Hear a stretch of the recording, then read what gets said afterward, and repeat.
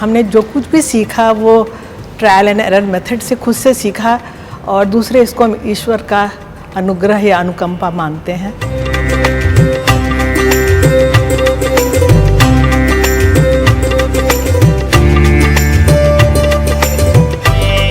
ये traditional art है तो हम लोग घर में इसको जीते हैं, रोज बनाते हैं, अर्पण बनाते हैं या कोबर बनाते हैं। तो ऐसा कभी सोचा नहीं कि ये आर्ट फॉर्म है, ऐसा नहीं। आज से मुझे 26 साल पहले पता था।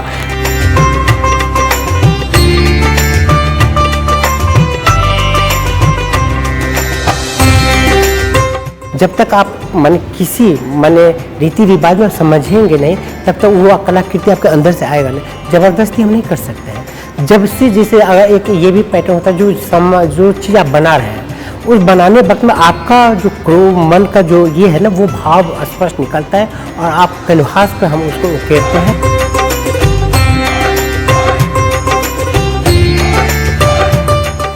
मैं ये दिखाना चाहती हूँ कि इंसान तो नहीं पर भगवान के साथ भी उनको भी अपने को साबित करने के लिए अग्नि परीक्षा का सामना करना पड़ा था।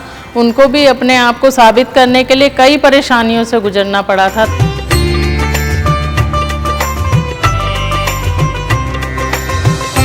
ये पेंटिंग बहुत पुरानी है, करीब 28 साल पुरानी है। ये मैंने उस समय बनाई थी जब मेरी बेटी पैदा हुई थी और वो कुछ बीमार थी। तो मेरी माताजी ने कहा कि हनुमान जी की पूजा करने से बच्चे ठीक हो जाते हैं सब। तो इस वजह से हमारी पूजा ही पेंटिंग बनाना होती थी। तो ये पेंटिंग मैंने बनाई।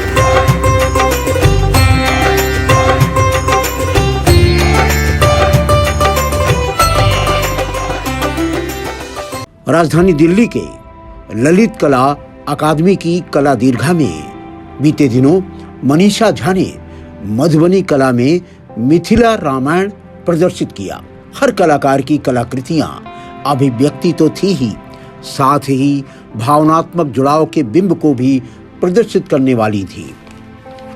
भारत की धरती में बसा प्रांत बिहार, कैसा अजब संयोग है।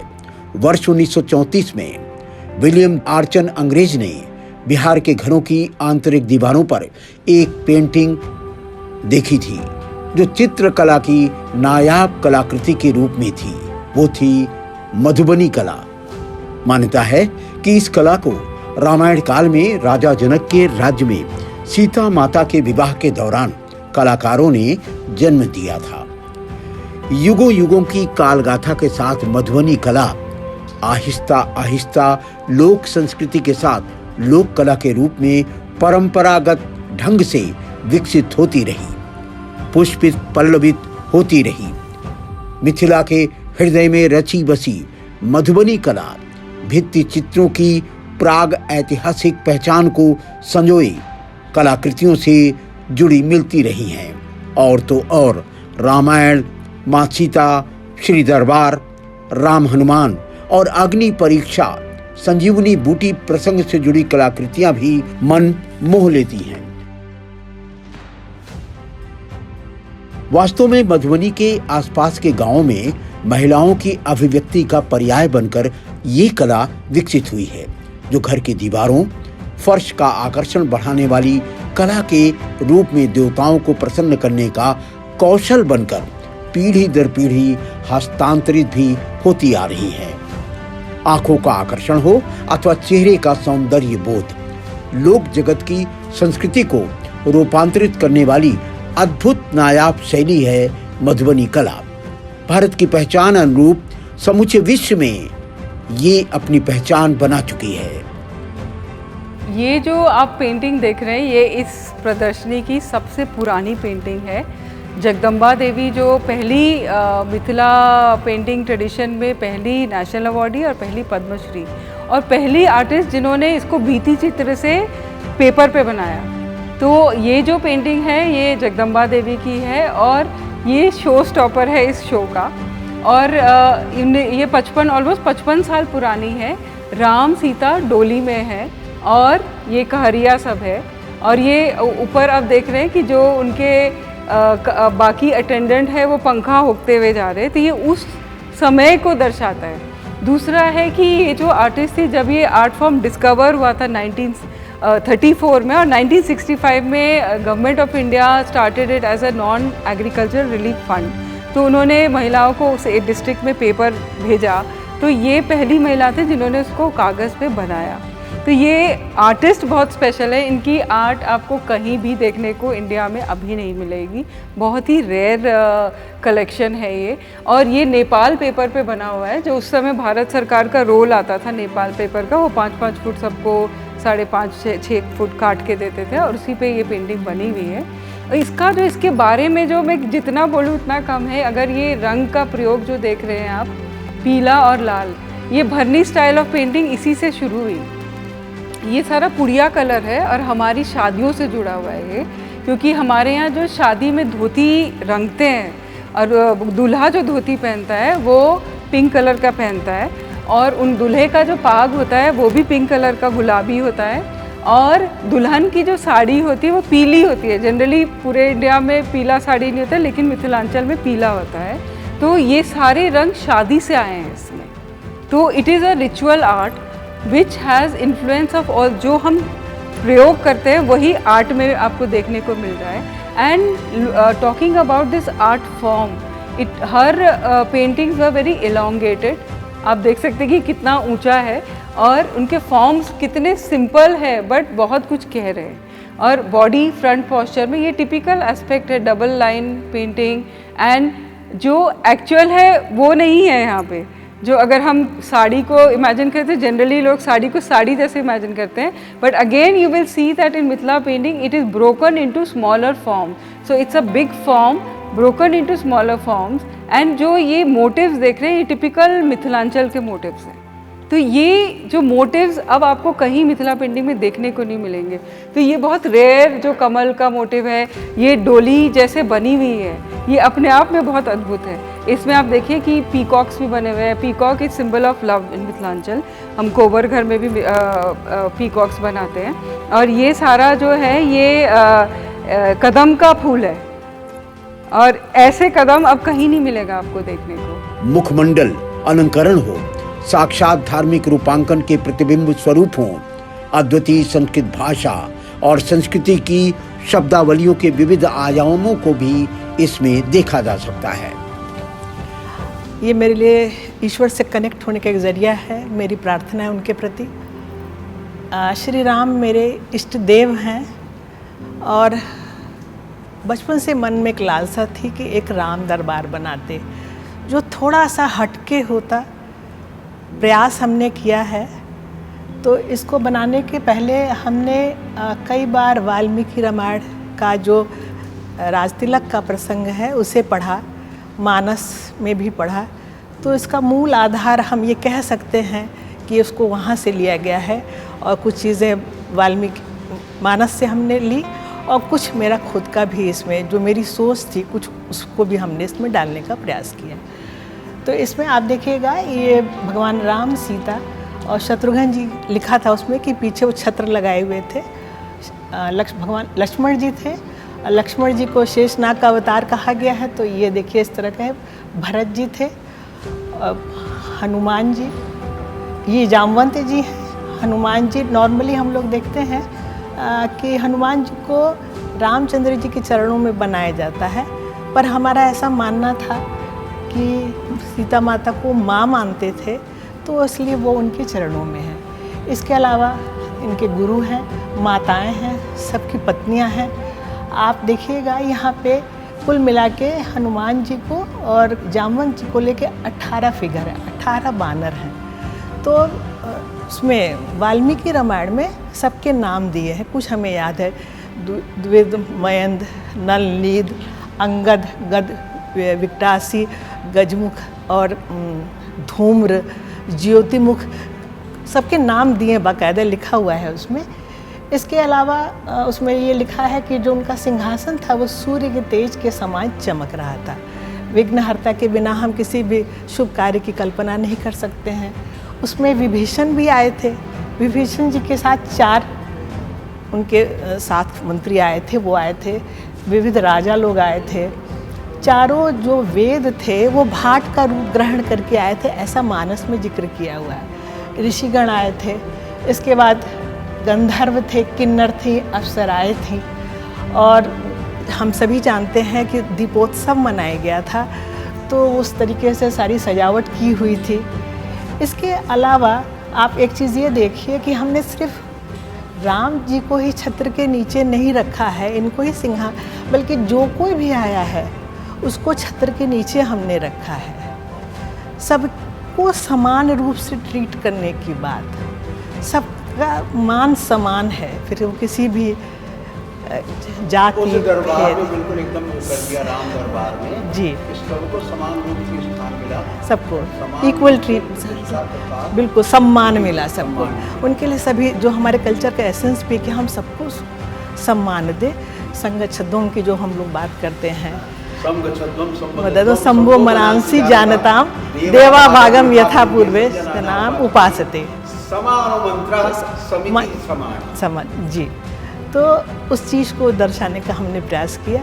बहुत ही गूढ़, बहुत ही गंभीर चिंतन मनन, और कायदे से देखा जाए सच में बिना ध्यानस्थ हुए तो ये बन ही नहीं सकती। और तुक्की लगा के आपने जिस तरह से समानो मंत्रा को इसमें चरितार्थ किया है, प्रभु की एक साथ पूरे दरबार में इकट्ठा करना और एक एक बिंदु के साथ खड़ा करना उस पेन से अपने आप में अद्भुत है।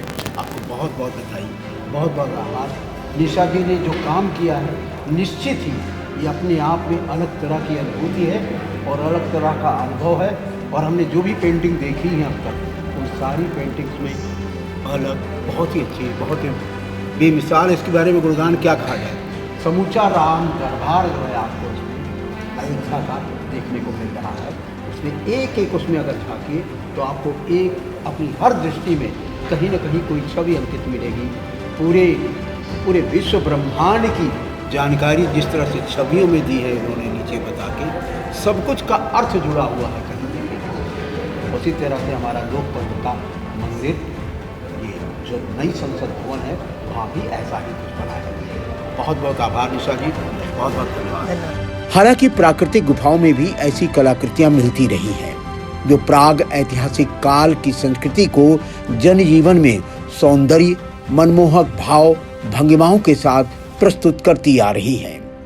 मैंने ये बताने की कोशिश की है कि ज़्यादातर लेडीज़ सोचती हैं कि जो कुछ प्रॉब्लम परेशानी जो आ रही है वो हम ही लोगों पे आ रही है, कि ये हमारे साथ ही हो रहा है, बाकी और भगवान के साथ तो ऐसा कुछ नहीं होता जिनके पास इतनी पावर है। मैं ये दिखाना चाहती हूँ कि इंसान तो नहीं पर भगवान के साथ भी उनको भी अपने को साबित करने के लिए अग्नि परीक्षा का सामना करना पड़ा था। उनको भी अपने आप को साबित करने के लिए कई परेशानियों से गुजरना पड़ा था। उन्होंने ये अग्नि परीक्षा के लिए बोला सीता जी को कि मैं आपको तभी एक्सेप्ट करूँगा जब आप एक अग्नि परीक्षा है उसको आप देंगी, तब मैं आपको एक्सेप्ट करूँगा। मुझे कम से कम 1 महीने के करीब लगा है। और ये ब्लैक कलर मैंने नेगेटिविटी को दिखाने के लिए, क्योंकि ये परीक्षा जो हुई थी श्रीलंका में हुई थी, तो राक्षसी कलर ये ब्लैक माना जाता है, तो मैंने नेगेटिविटी को दिखाया है ब्लैक कलर से, और पॉजिटिविटी है ये अग्नि माता, जिसमें से निकल के ये सीता माता जो हैं अपने आप को साबित कर पाई थी। जब भी हम परेशान होते हैं तो मैं फिर कहना चाहूँगी, हम यही सोचते हैं कि हमारे साथ ही ऐसा होता है, बाकी तो सब ठीक है, सब खुश हैं, किसी के साथ ऐसा कुछ नहीं होता। लेकिन ये चीज़ देख के मुझे ये रियलाइज़ होता है कि नहीं, हमारे साथ ही नहीं, भगवान के साथ भी ऐसा हुआ है कि उन्हें भी परेशानियां देखनी पड़ी हैं, उनको भी अपने आप को साबित करने का मौका मिला है। तो जब से मैंने ये बनाया, तो मैं जब भी कभी परेशान होती हूँ या परेशानियों में घिर जाती हूँ, तो मैं ये अग्नि परीक्षा वाला जो है ये याद करती हूँ कि कोई बात नहीं, एक ना एक दिन हम भी जैसे सीता माता अग्नि परीक्षा से निकल के अपने आप को साबित कर पाई थी, दुखों से दूर हो पाई थी, वैसे ही हम भी अपनी परेशानियों से निकल के अपने आप को साबित कर पाएंगे। इतिहास साक्षी है कि ऐसे चित्रों का उद्भव 960 ईस्वी के आसपास चालुक्य वंश साम्राज्य में मिलता रहा है। आज लगभग 1200 वर्षों बाद भी ये कलाकृतियां नित नए आयाम से सजती संवरती आ रही हैं। इसमें हनुमान जी का संजीवनी लाने का प्रसंग है। जिस समय में मेघनाद ने लंका में लक्ष्मण जी को आघात कर दिया था और लक्ष्मण जी मूर्छित हो चुके थे और राम भगवान बहुत निराश हो गए थे कि अब वो नहीं बचेंगे। उस समय में हनुमान जी ही एक वैद्य को लेकर आए थे लंका से, जिन्होंने ये ज्ञान दिया कि अगर इस पेंटिंग लक्ष्मण जी को एक हिमालय में द्रोण पर्वत पे संजीवनी बूटी होती है, अगर वो लाके इनको लगा दी जाए तो लक्ष्मण जी ठीक हो जाएंगे। तो ये पेंटिंग मैंने हनुमान चालीसा बोलते बोलते ही बनाई है। तो उसमें दोनों काम हो गए थे, हनुमान जी का स्मरण भी हो गया था और उनका पेंटिंग भी हो गया। मेरी बेटी भी ठीक हो गई थी। धर्म अनुष्ठान गीत संगीत के भावों को भी चेतना के स्तर पर गुंजित करती सी जान पड़ती है। तो जैसे ही राम का नाम आ जाता है तो अंदर से वो प्रेम भक्ति का वो भाव आ जाता है। तो हम उस चीज़ को ढूंढते हैं जो हम कल्पना करते हैं, जो हमारे मिथिलांचल में जो सीता आई थी, जो कैसे कैसे वहाँ का पीरियड घूम रहा था, उस तरीक़ा से हमने सोचते हैं उस चीज़ को। और जब हमारी दादी या बहुत पुरानी कहानी सब सुनते हैं, वो मटेरियल देखते हैं, तो हम सोचते हैं जो हमारी सीता जी जो मिथिला में थी वो इसी प्रकृति में होंगी, इसी तरीक़ा से होंगी वहाँ पर। तो हमने वही चीज़ दिखाया। और जैसे हमने यहाँ पर दिखाया जो कि राम जी जो है वो लक्ष्मण जी को आदेश देते हैं जो आप सीता जी को छोड़ के आने के लिए। तो चूँकि भाभी को भी बहुत ही प्यार करते हैं और वो अंदर से चाहते हैं जो भाभी को हम छोड़ के जंगल में आए, वो प्रेग्नेंट में रहती हैं। लेकिन वो राम जी हैं, राजा हैं, तो उन्होंने उनको आदेश तो मानना भी है। उन्होंने शाम के वक्त में आके इनको यहाँ पर छोड़ा गया। और उसके बाद सीता जी प्रेग्नेंट में थी, यहाँ पेड़ के नीचे बैठी हुई थी। बैठने के बाद फिर यहाँ कुछ माताएं हैं जो उनको देखे, जो इस अवस्था में जो एक औरत का दर्द औरत ही समझती है, तो उन्होंने इनको लेके वाल्मीकि के आश्रम में आए। और हमने यहाँ वाल्मीकि आश्रम में लेके आएंगे, जब उसी आश्रम का पार्ट हमने यहाँ पर दर्शाया सब चीज़। क्योंकि यहाँ एकदम दुखी इमोशनल स्टाइल में हमने दिखाया इनको। जब गोद में रहते तो माँ अपने बच्चे के लिए बहुत कुछ करने के लिए तैयार हो जाते हैं। तो इन्होंने अपना मेरा पेंटिंग में दिखेगा हर जगह यह मुस्कान हमने उनको दिया है। और किस तरह वो ढेकी कुर्ती हमारे मिथिला में किस तरह ढेकी हुआ होगा, उसको मैंने कल्पना किया, मैंने देखा भी है। उसका दूध उबालते हुए जो यहाँ पर हम करछुल नहीं देखे, पहले जो होता था नारियल का जो वो बनता था, उसे मैंने उनका वो बनाया, उसके पथिया बनाया, चक्की बनाया, सारा चीज़ हमने उनको डिटेल में दिखाने की कोशिश की। जो हमारी मिथिला का जो हर चीज़ दबता जा रहा है, हमने माताओं के द्वारा इनको दिखाया। और सीता जी अभी अपने आप में बहुत शक्तिशाली थी, बहुत धनुर्धर थी, जो वो अपने लव कुश को धनुष की विद्या सिखा रही है।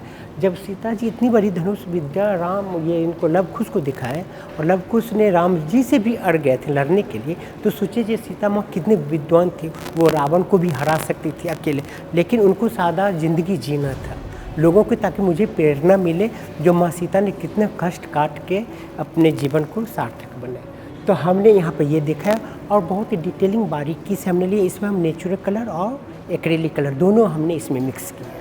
तो ये जो प्रदर्शनी है ये करीबन 20 साल का संकलन है, और ये ऐसे शुरू हुई कि जब मेरे बच्चे छोटे थे 20 साल पहले, तो मैं मार्केट में ऐसे ही एक रामायण का कुछ चित्रित वर्णन उनको दिखाना चाहती थी, लेकिन वो कहीं दिखा नहीं, अमर चित्र कथा थी, बाकी और कुछ मिला नहीं। तब मैंने सोचा कि मैं इसको संकलित करूँगी, और उस दिन से करीबन 20 वर्ष पहले से मैंने खुद भी बनाना शुरू किया पेंटिंग्स को, और इसको कलेक्ट करना शुरू किया। और ये मैंने कभी नहीं सोचा था अपने जीवन में कि ये इतना बड़ा इसको कलेक्शन बोलेंगे, क्योंकि पहले तो ये ट्रेडिशनल आर्ट है, तो हम लोग घर में इसको जीते हैं, रोज़ बनाते हैं, अर्पण बनाते हैं या कोबर बनाते हैं, तो ऐसा कभी सोचा नहीं कि ये आर्ट फॉर्म है, ऐसा नहीं। आज से मुझे 26 साल पहले पता था, बट मैं बचपन से बना रही हूँ। और ये 300 जो जितने संकलन हैं अलग अलग रीजन में हैं। And apart from this 300 Ramayan, there are local perspective of Ramayan. जैसे कि मिथिला पेंटिंग में हमने पूरी रामायण सीता माँ को मन में रख के बनाए, क्योंकि हम लोग उनकी जन्मभूमि है और हम सीता माँ को जीते हैं। तो हम ये कहते हैं कि हर जो बेटी है, दिया है, वो सीता है, और जितने दामाद हैं वो राम है। तो वो जो मन में एक इमेज है राम भगवान की और सीता मैया की, वो हर चीज़ में है, खाने में भी है और जीने में भी है, जो फेस्टिवल्स हैं उन सब में है। तो ये प्रदर्शनी एक लोकल पर्सपेक्टिव ऑफ रामायण है फ्रॉम मिथिलांचल, वेयर जहाँ पे हमारी जो धर्मशास्त्र में 4 दिन का विवाह पद्धति है, जिसमें चतुर्थी कर्म है, तो अब वो बाकी सारे देश में लुप्त है, ऑलमोस्ट लुप्त है, बट मिथिलांचल में अभी भी जीवंत है। और हम वो चतुर्थी कर्म, हमारा मानना है कि श्री राम का भी चतुर्थी कर्म हुआ था। भगवान 15 दिन मिथिलांचल में रहे थे, चारों भाई, और उनको मतलब वो गीत बहुत प्रचलित है जो उनको बोकियाया जाता है, उनकी महिलाएं उनका मजाक उड़ाती हैं। मिथिला रामायण की परिकल्पना को साक्षात अवलोकन करने का अवसर देती है पारंपरिक मधुबनी कला।